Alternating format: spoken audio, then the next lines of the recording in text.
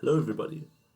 In this video, we're going to be dealing with trigonometric equations, and this involves general solutions.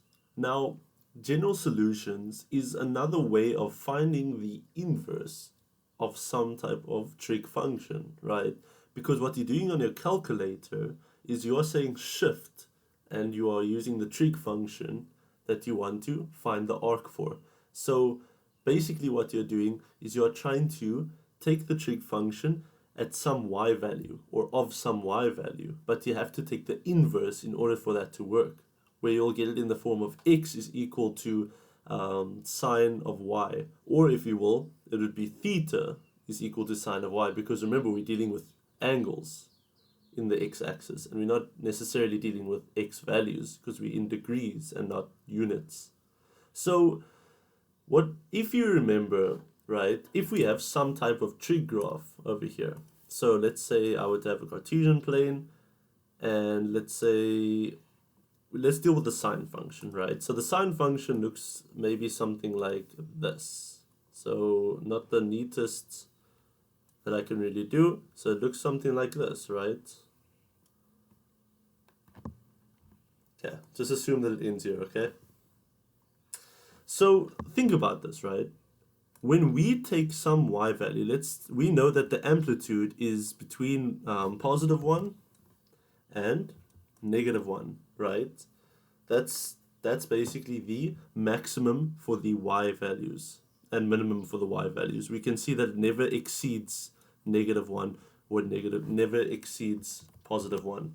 So let's say, for example, we want to find the angle when we have y is equal to 1, right? So obviously the calculator will most likely pick the value here, okay? And this value over here should be 90 degrees, okay? So on your calculator, if you say sine of 90 degrees, it's going to give you 1. And if you say arc sine of 1, it's going to give you 90 degrees. However, what about this value over here? Well, this value is actually just going to be negative 270 degrees. Now, why doesn't it give you this value, though? And think about this as well. If we are going to go on and on and on, right? So let's say it continues that way. What about this value here? It's also going to be where y is equal to 1. Okay, and then it should give you some angle over here, okay? So it gives you an infinite number of angles, however the calculator only gives you 1. So this is what general solution actually is. General solution is us taking some angle, the original amplitude, the original period, which would be 360 degrees, and we are just going to multiply it by k. And k is the element of some integers. This is a z, by the way. Let me just indicate that this is z. Okay. Also like, ooh, there we go. Okay. So we are going to multiply the period by k, so that what happens is that every single integer that we pass by, let's say we plug in 1 over here, okay? If we plug in 1, we are going to get a specific theta value. But if we plug in 2, we're going to get another theta value. What that is telling us, it's shifting between different values all the time, okay? And you can clearly see here that it is a 360 degree shift, and this is a minus 360 degree shift, okay? So that is what the general solution usually is about. But when it comes to the difference between sine, cos, and tan, it has different methods on solving it so that we can get to this general solution, okay? So let's now get into what entails of us when it comes to general solutions. Okay, so here's one for sine. Now, I don't know how many teachers actually use the method that I'm going to use right now by actually just solving for the definition that we have. So let's look at the definition for sine. If sine of theta is equal to y, where y is between negative 1 and 1, then what we're going to get is the following, okay? So this is just the general way of solving general solutions.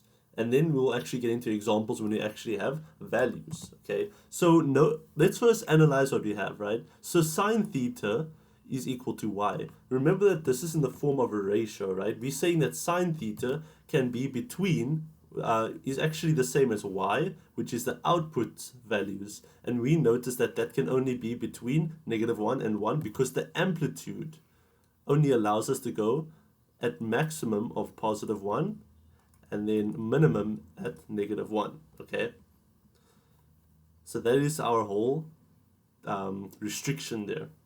It goes according to the range of sine. That's basically it. So if that is true, then what we can do is we can take the sine over to the other side, such that we have theta on its own, and then this is going to be equal to arc sine. You can either say arc behind the sine, or you could say sine to the -1. I usually use this notation because it's easier and better, and it looks better, honestly. I don't know, that's me. And then, yeah, so it looks something like this. Arc sine of y. That's when you take the sine over, and notice that this theta is not just theta. However, this is our reference angle. Okay? So that reference angle will be the value that appears on your calculator. And it's not necessarily all the different values. So we use this as reference, and then we go to our actual solutions, the actual general solutions, if you will. So there's two different ones, right? And it goes according to the quadrants that we know, okay, that where sine is positive. It will be in quadrant 1, and then it'll also be in quadrant 2. But let's first work with quadrant 1. Our reference angle, which is theta, is going to be equal to, also some people also say RA instead of theta ref, but theta is there, okay? It just looks better. I don't know. Fight me. Okay, so the reference angle for theta is just going to be, holy moly. Okay, so I realized that I put the reference angle in the wrong spot. So I'm going to show you what I mean now, right? Theta, this is the general solution, meaning it's all possible values for theta, and the reference angle needs to be on the other side. So let's start that again, right? We are dealing with sine, and sine must be positive in quadrant 1 and quadrant 2, right? So with quadrant 1, theta is going to have a reducing angle, or an angle of just theta, right? Meaning we're only just going to use the reference angle. And then when we do the second quadrant, it'll make more sense why I just said theta. And then this is where we say plus 360 degrees times k. Okay? So this is that thing that I was talking about, by the way. And this is where k is the element of integers. Okay? This is the values where it's like 0, 1, 2, 3, or -1, -2, -3, all of those, right? You can plug in them, and then you'll get all the different values on the x-axis, where you will get the value of theta, okay, depending on which integer you use. Now, the one with the quadrant 2, okay, so I would say or over here, okay? With the quadrant 2, let's do it at the bottom, over here. Quadrant 2 is where sine is also positive, meaning the theta value will be equal to which quadrant it is? It is quadrant 2, so it'll be 180 degrees minus theta. But we are using the reference angle for theta, okay, for this case, because it comes from this part. And then this will just be plus 360 degrees times k, where k is the element of integers. Now, with this thing, you only need to say it once, okay? So you can only say it once over here. You don't have to say it twice all the time, because as long as you indicate that k is a part of the integer values, then you should be fine. So then you can just say it here at the end, which is what you're going to see me do all the time. Okay. So that was quadrant 2. So this is when we're dealing with sine. But what about cosine now?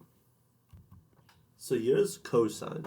If cosine of theta is equal to y, where y is between -1 and 1, then what we're going to have is, okay, we're going to continue that, okay? But first things first, notice here, cosine of theta now, and it's not sine, and we have the same amplitude for cosine, by the way. It is also between -1 and 1 for the range of cosine. And now how do we solve this? Well, let's look at it this way, right? If we're going to take the cosine over, then we're going to be left with the reference theta. Remember, now we know that it's going to be reference. Theta reference is equal to the arc cosine of y. Okay? And then what we're going to see is we should get some value, obviously, right, on a calculator. But for this instance, it is the general rule. Okay, and then when it comes to the general solution, where is cosine positive? Well, it's positive in quadrant 1 and 4, right? So we can say quadrant 1. However, notice that quadrant 1 is where we just have theta on its own. And quadrant 4 is where we have 360 degrees minus theta. But we can make this much easier. Instead of saying two separate ones, where we say this or this, we can just say plus or minus theta, because notice when we have some Cartesian plane, cosine is positive when theta is in quadrant 1, and theta is also going to be in quadrant 4. However, this is negative theta, okay? Because we're going backwards. When we go backwards, or if we go clockwise, it's negative, and cosine is positive in both of them. So therefore, we can just say plus or minus the theta reference. Okay, so therefore, for this one, theta should be equal to plus or minus the reference angle for theta, because it comes from this understanding.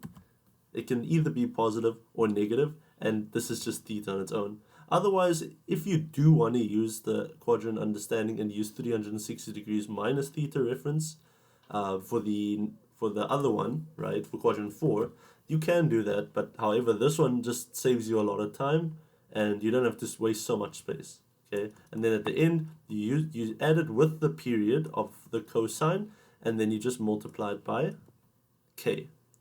And then the best part about this is you don't even have to say it twice.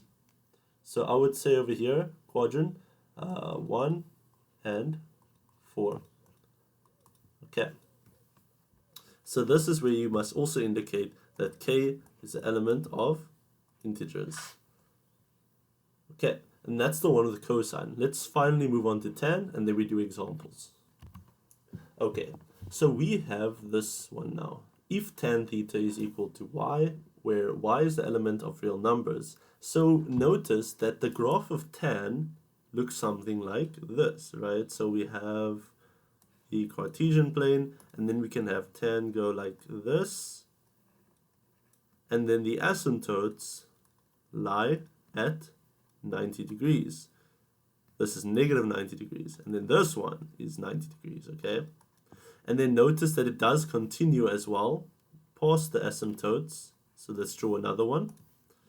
So it would look something like this and something like this, okay? And notice that this is 0, this one is 180 degrees, and then this one is positive 180 degrees. I keep doing it. This one's negative 180 degrees. And then the asymptote would be at negative 270 degrees. And then the other asymptote here is positive 270 degrees. Okay. Cool. So this is the graph of tan theta. Okay. Y equals to tan theta. And notice that we have asymptotes. Okay. But with the best part about general solutions is we never actually take the angle at the reference point. Meaning, when you're trying to find the general solution, obviously we're probably going to end up getting only asymptotes. That is why we will never have an instance where we have to plug in 90 degrees. Otherwise, it'll just be undefined. Okay? And look at the period, right? It is 180 degrees of a period. Do you see that it can go in intervals of 180 degrees instead of 360 degrees, okay? Because you don't want to skip one of them, because we can, if we're going to do 360 degrees, then we're going to skip over this one over here. And we don't want to do that. So therefore, that is why we add 180 degrees times k in this instance for the general formula. So let's actually put that to play now, okay? Hopefully you understood what I said, and then I'll show you now in writing form how we do it. So tan theta equals y, we get theta on its own, then that's the reference angle. And then we have arctan of y, which you can plug into the calculator and get your value. Okay, and then from here, all we need to do is note that tangent is only going to have 1 for this instance. Now let me show you what we're going to write and I'll explain why. Because usually this is where some teachers don't really explain. So for this one here, we're going to be dealing with quadrant 1 only. I will explain. So our general theta is just going to be equal to, it should be theta reference on its own plus 180 degrees times k, where k is the element of integers, okay? So, let me explain why it's going to look like this only. Now you're probably screaming through the screen like, what about quadrant 3? Because tan is also positive in quadrant 3. Now think about this, right? If we look at the cast diagram, and then we know that 90 degrees is here, 0 degrees is here, 270 is here, and 180 degrees is here.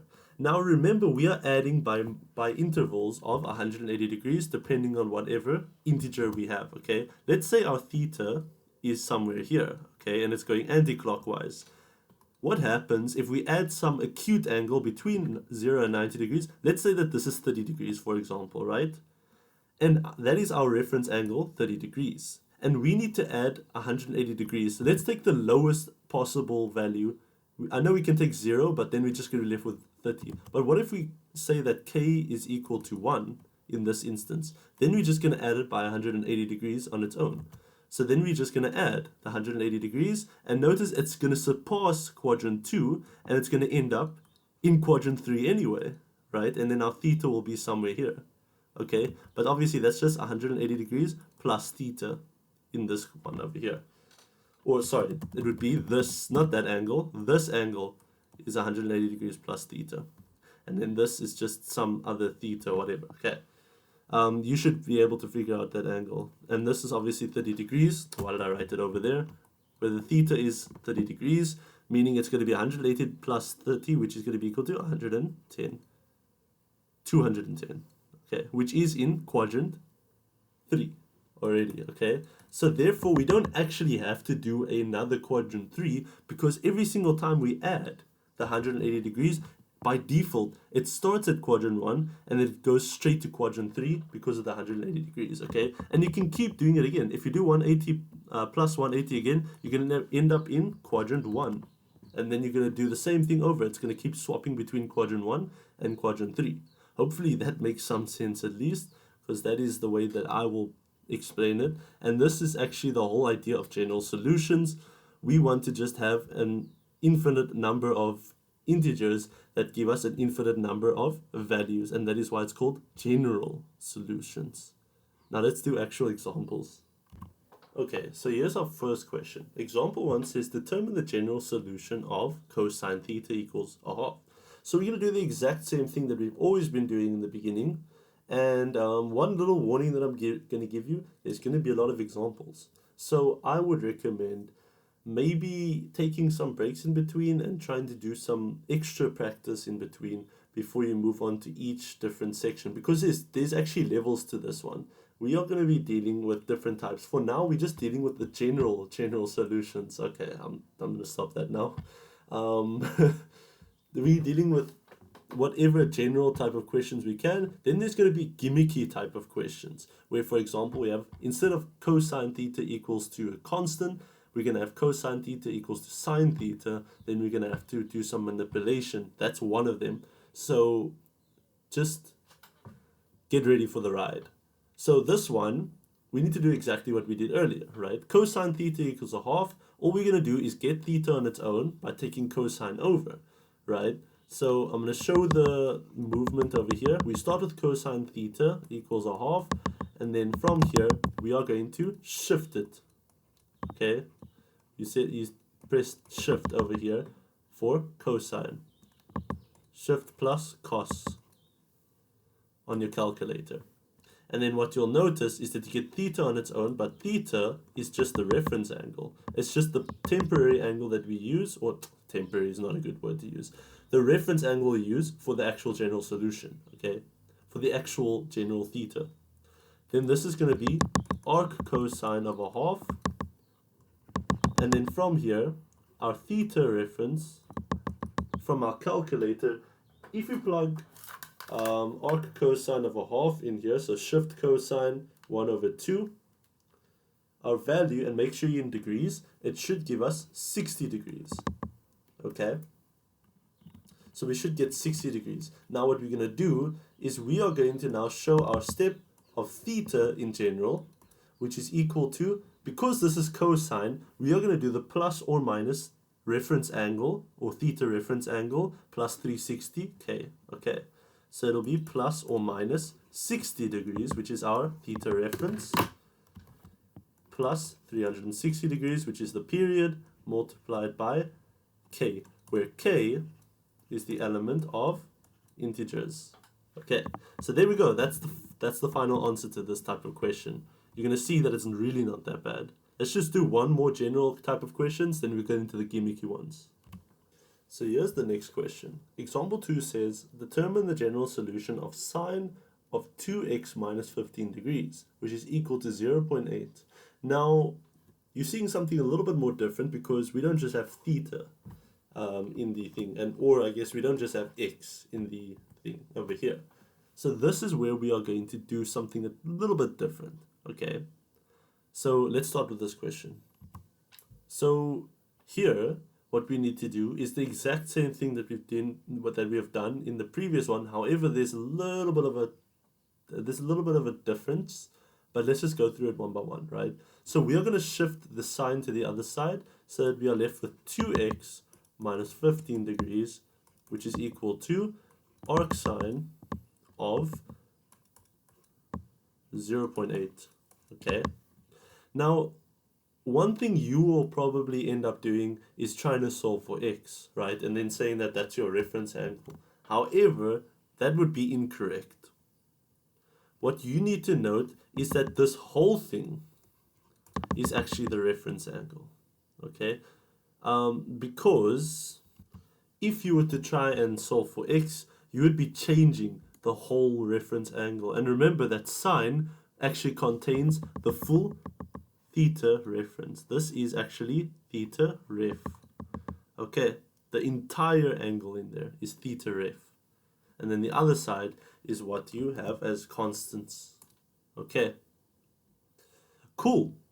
Now, from here, we just put this in the calculator, and then we see what we are left with. So we can see here that 2x minus 15 degrees, and then remember that this is the ref, is going to be equal to, if we say arc sine of 0.8 in your calculator, you'll get 53.1301 ... Okay, so this is obviously going to continue. So leave this answer on your calculator, and then we're going to get to the first part here.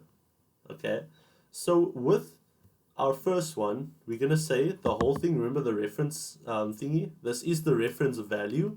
However, our full theta needs to be this whole part over here. Okay, so 2x minus 15 degrees is just going to be equal to our, in the first quadrant, it's going to be just 53 point, and this is also degrees, by the way, 53.1301 ... degrees plus 360 degrees times k.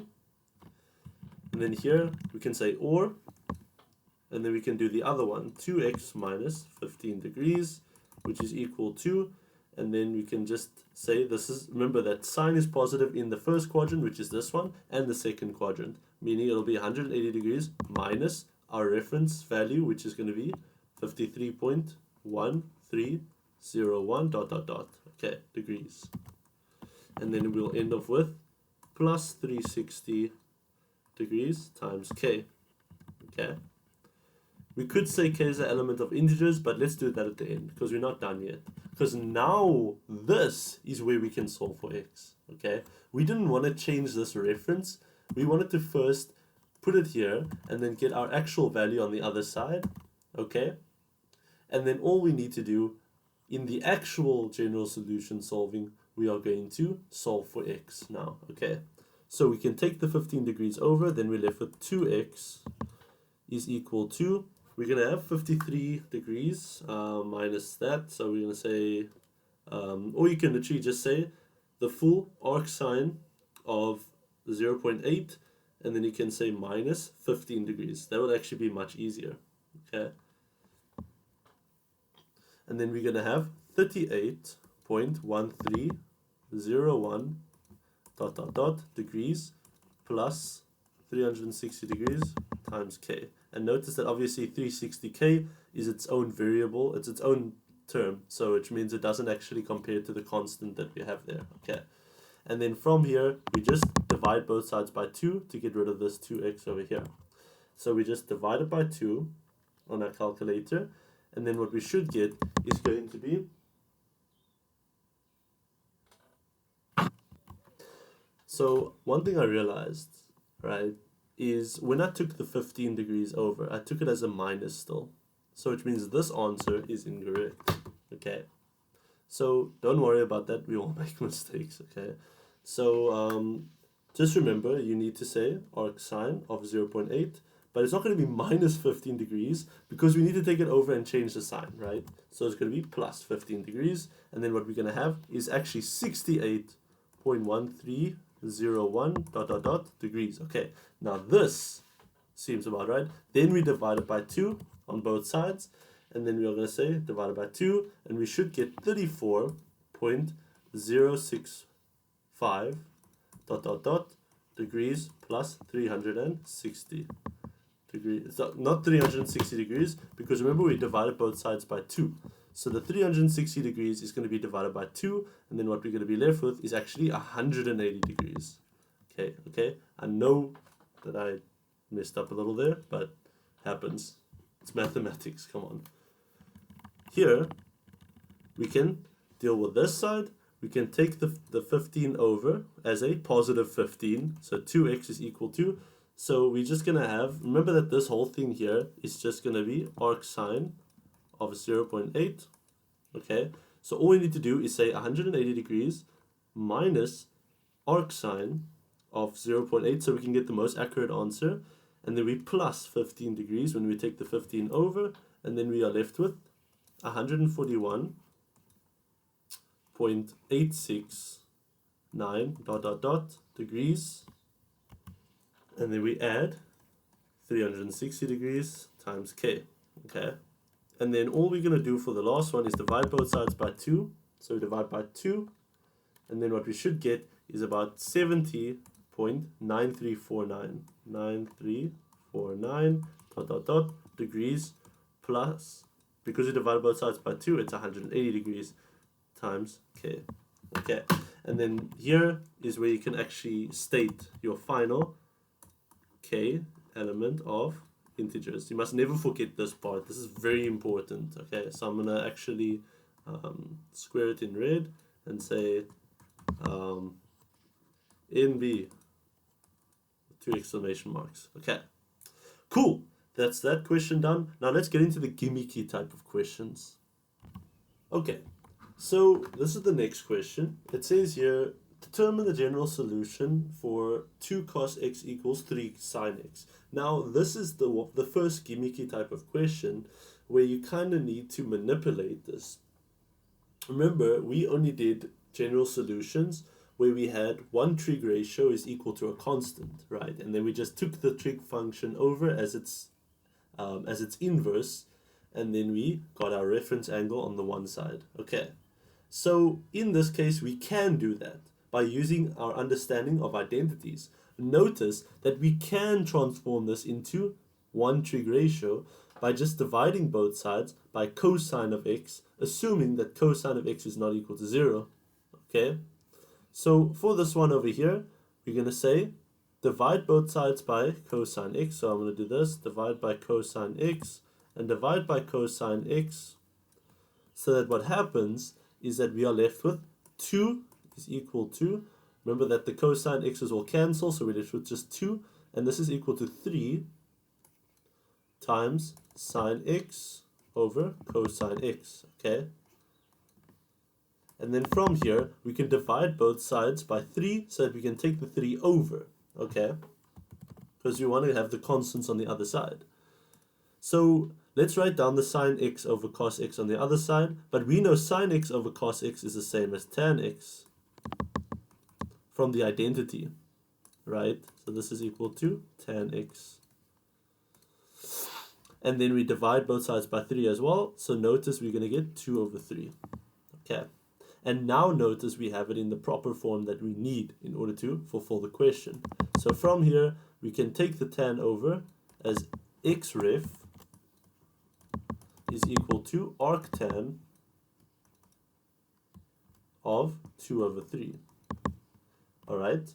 And now we know that this value is going to be what? So we're going to have arctan of 2 over 3. And then this value is going to give us about maybe 33.69 degrees. Okay. Now we need to find the general solution. And remember, there's only one general solution because of the cycling of 180 degree periods, right?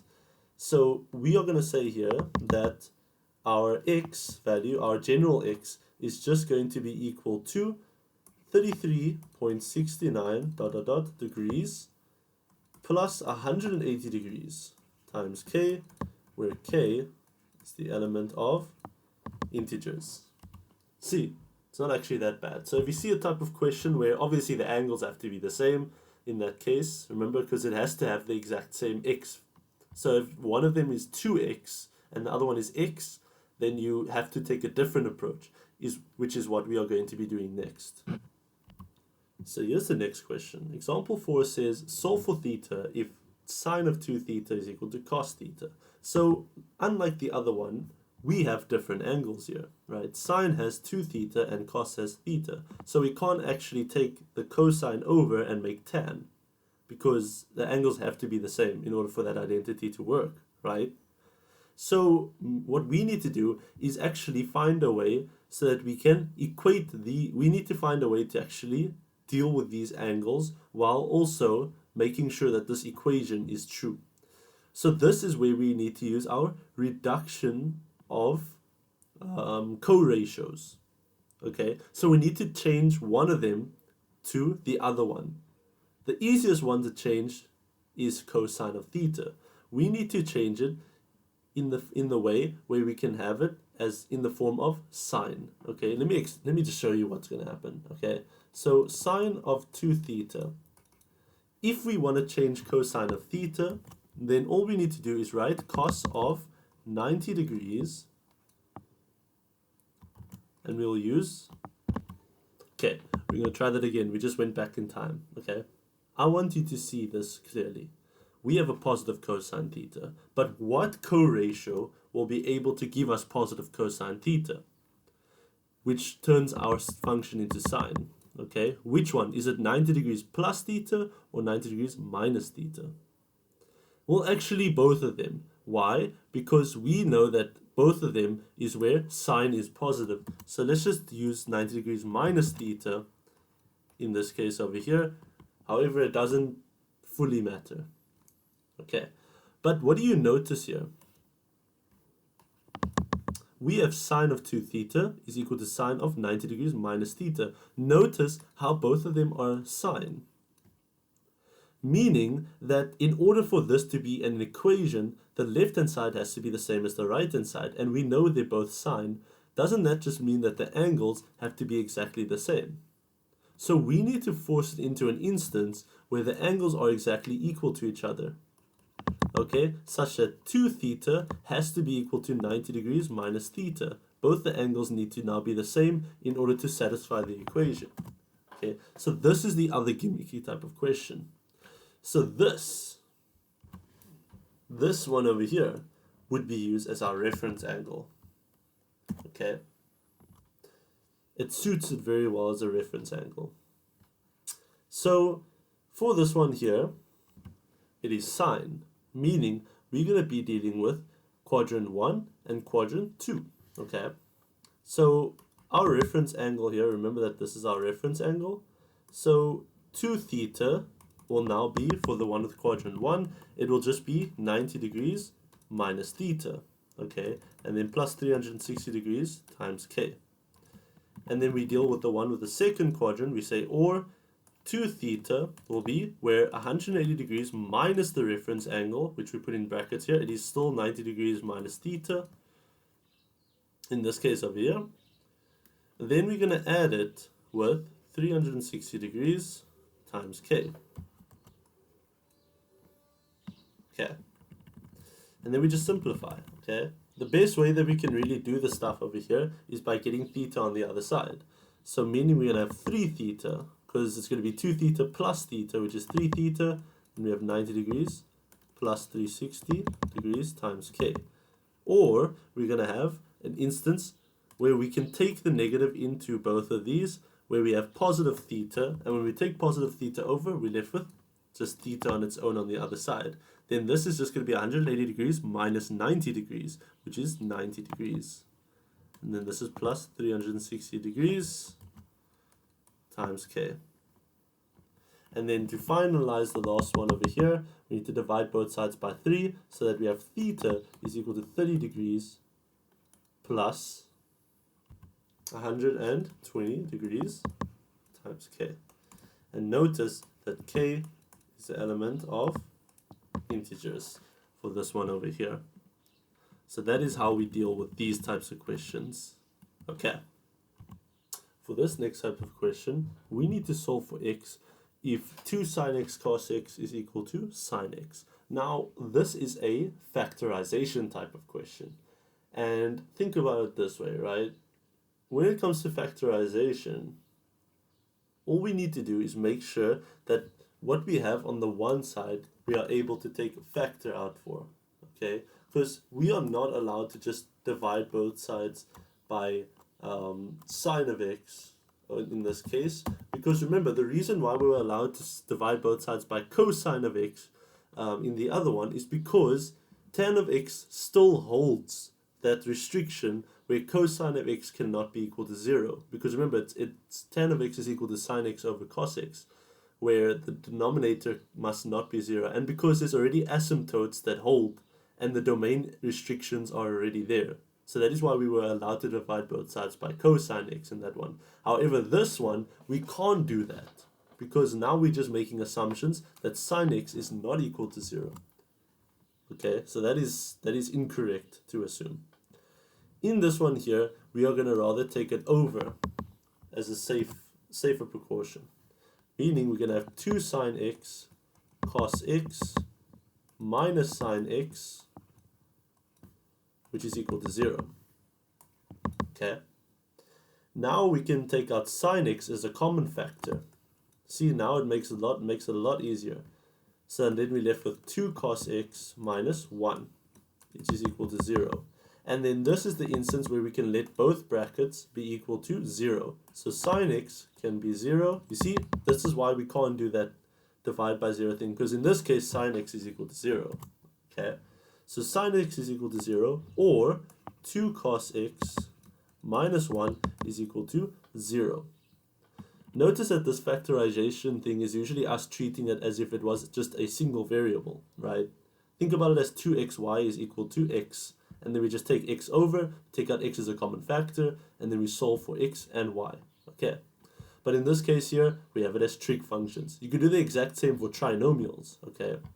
If you have a trinomial, you treat it this exact same way. And if you don't feel comfortable looking at trig functions, you can just set them equal to x and y, but you have to tell the teacher that you're doing that, and then you can always just substitute back later. Okay. All comes down to your comfortability.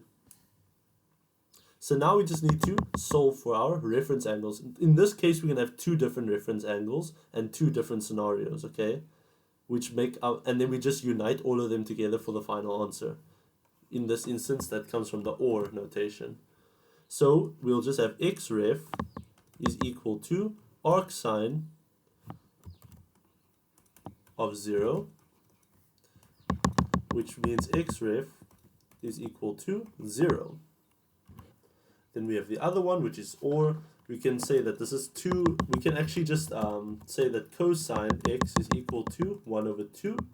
If we solve for cosine x, we say or, and then we can take it over, then x ref is just going to be equal to arc cosine of a half, and arc cosine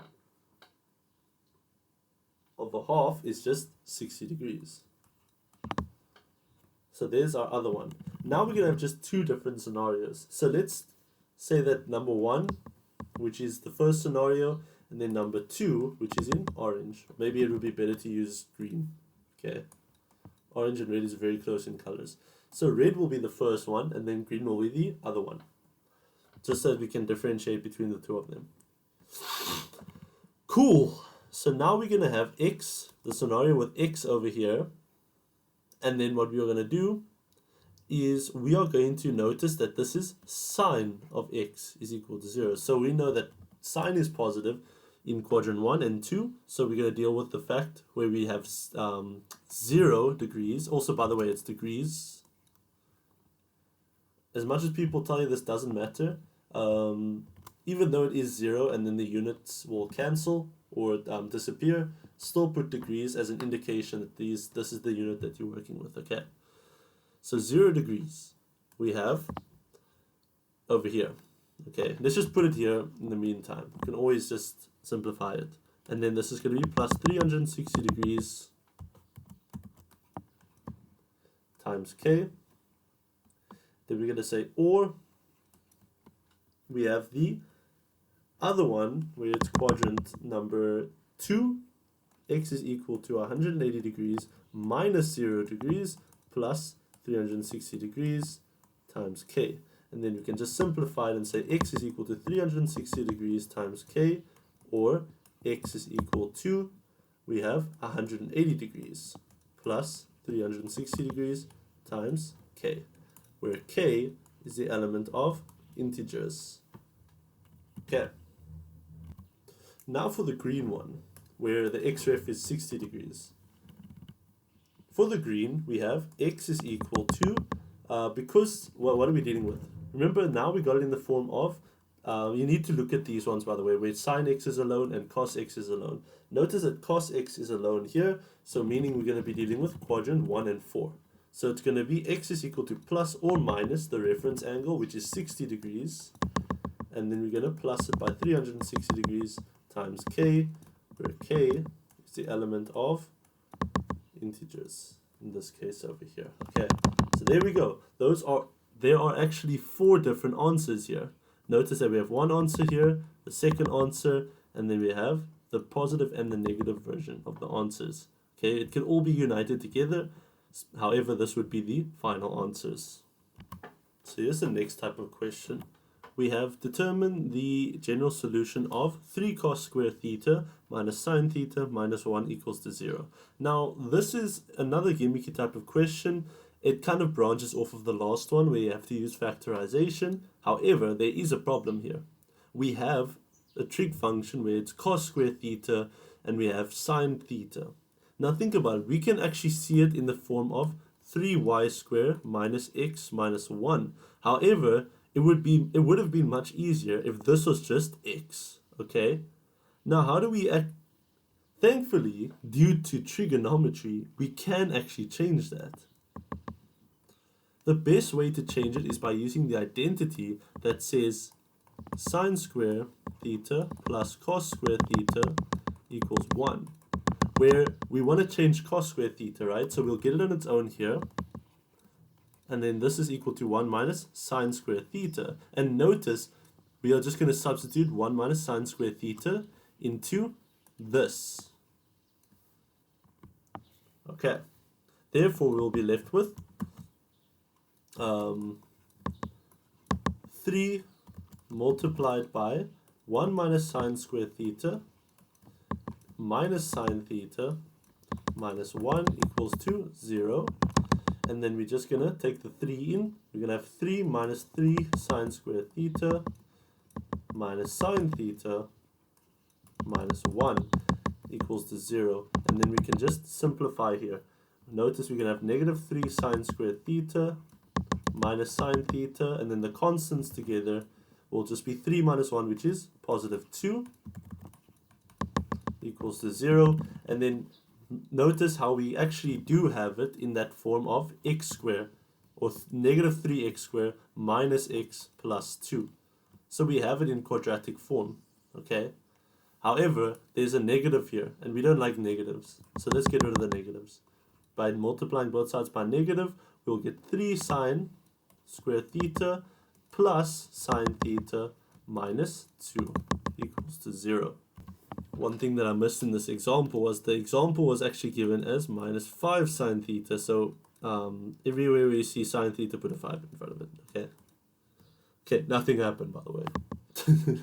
So we need to factorize in this case. If you still don't like the whole idea of sine theta here, then obviously you can always just change this to x. And notice how this is in the form of 3x squared plus 5x minus 2. And if we factorize it, it's going to look like this.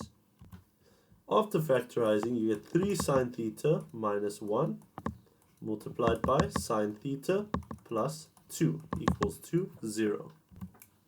Hold on, single theta here. Ooh, there we go, cool.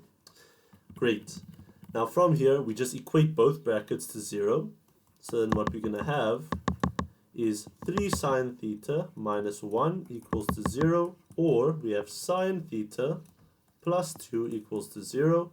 And then from there, we are going to just solve for sine theta. So sine theta is just equal to 1 over 3, or we're going to have sine theta being equal to negative 2. Also, if you have been paying attention in the beginning, notice that the y value that we have over here by sine theta is less than negative 1. It's outside of the range that we have, meaning it doesn't fall in the range, the amplitude of sine theta, meaning this should give you an undefined answer. So this answer by inspection without a calculator is undefined. Okay, because it doesn't exist in the range. That's why it's undefined. For sine theta of is equal to a third, however, this does fall in the range, so it should exist. So arc sine of 1 over 3, it will just give you theta ref is approximately about 19.47 ... degrees. Okay. Now, because it's sine theta on this one, we know that it's positive in quadrants 1 and 2.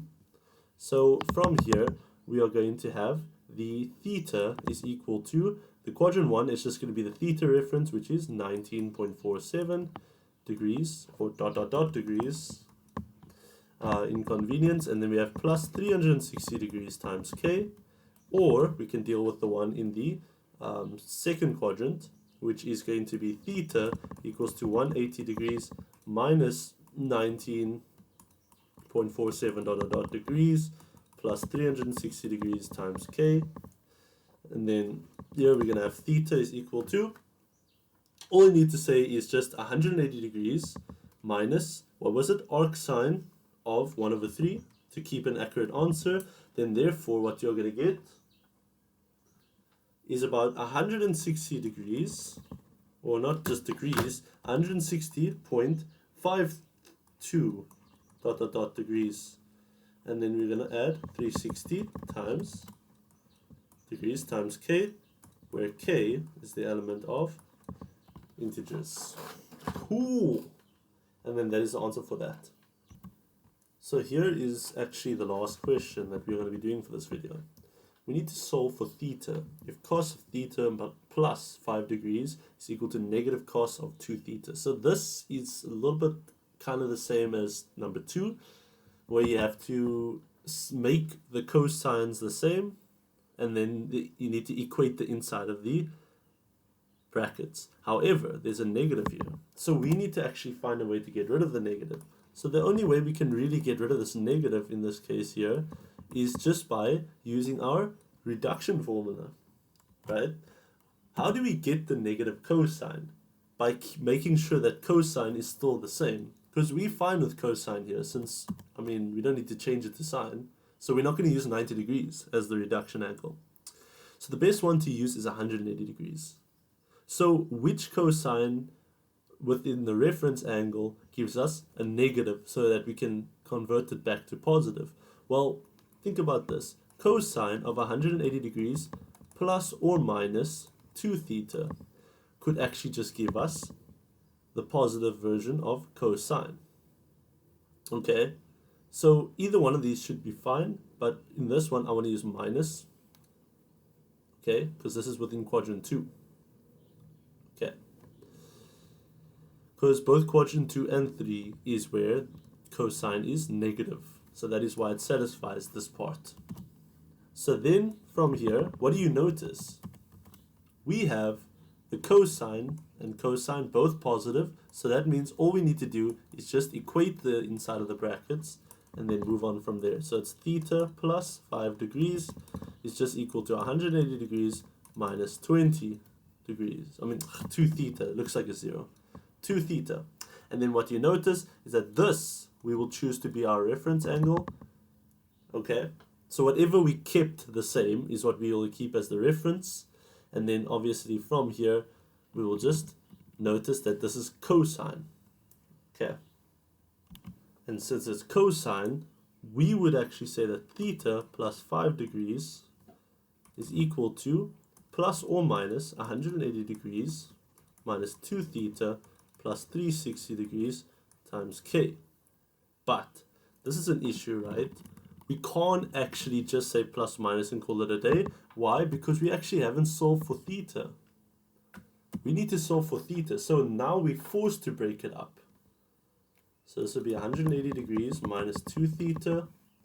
And we can just shift this over here. And then we can say or the negative version now. Okay. So the plus minus now can be broken up. So this is the plus side.